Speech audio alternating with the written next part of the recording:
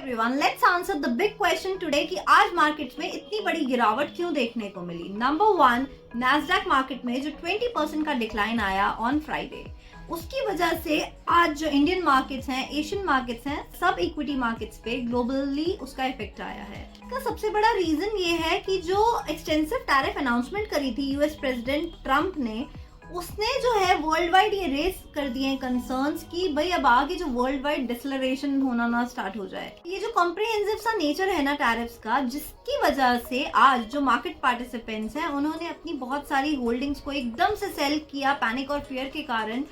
तभी there is a steep decline in the international financial markets as well. Second reason is global market crash. अब Indian stock market का क्या nature है कि अगर US में कुछ अच्छा होता है तो यूएस मार्केट का इफेक्ट हमेशा यहाँ देखने को मिलता है। अब वहाँ अगर कुछ गलत हो रहा है, वहाँ पे कुछ रिसेशन या कुछ इन्फ्लेशन की न्यूज आती है तो उसका इफेक्ट भी हमें हमेशा यहाँ देखने को मिलता है। आज भी इंडियन स्टॉक मार्केट ने वही सेंटिमेंट रिफ्लेक्ट किया है जो डिक्लाइन इंटरनेशनल ब्रॉडर मार्केट्स में आया, that has been reflected in the Indian stock market। और ये सिर्फ इंडियन स्टॉक मार्केट में नहीं, एशियन मार्केट्स में भी, यूरोपियन मार्केट्स में भी सिग्निफिकेंट डिक्लाइंस देखने को मिले हैं। एंड जिसकी वजह से कॉन्करेंटली जो नैस्डैक फ्यूचर्स हैं यूएस के, उसमें सिग्निफिकेंट वीकनिंग कंटिन्यू हो रही है, जिससे कि जो नैस्डैक फ्यूचर्स है उसमें 4.4% का डिक्लाइन है। S&P 500 फ्यूचर्स हैं उनमें 3% का डिक्लाइन देखा जा रहा है। Number 3 is US recession fear. इस टाइम पे इन्वेस्टर को ज्यादा डर इस बात का नहीं है कि जो इमीडिएट इन्फ्लेशन चैलेंजेस हमारे सामने आने वाले हैं, rather than they are more worried about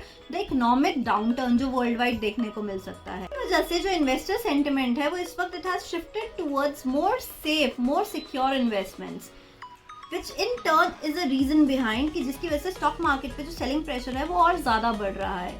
So reason number 4 is that safe havens are in focus as of now. Worldwide commodities market है, they experience substantial losses today क्योंकि अब जो है वो डिमांड का खतरा है कि भाई अब डिमांड जो है वो रिड्यूस हो सकती है बिकॉज जो ये टैरिफ्स लगा दिए गए हैं इतने ज्यादा। And secondly potential economic contraction.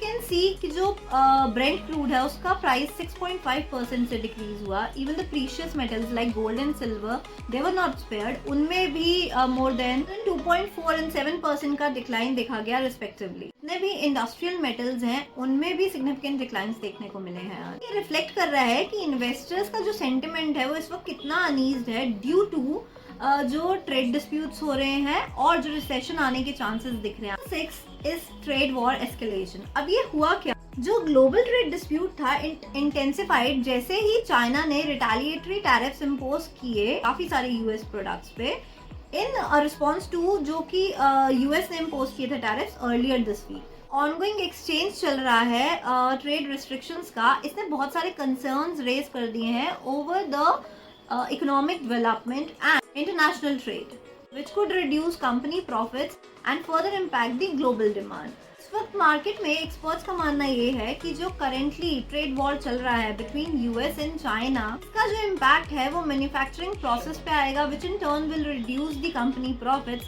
and in turn will affect the global demands. So this is the reason leading to steep declines in the equity markets today. आपके सामने 5 मेजर रीजंस आ गए हैं। अब आपका मानना क्या है कि कितना टाइम मार्केट्स को लगेगा इस क्रैश से, इस फॉल से रिकवर करने में? Tell us in the comment section and stay tuned for more such market updates.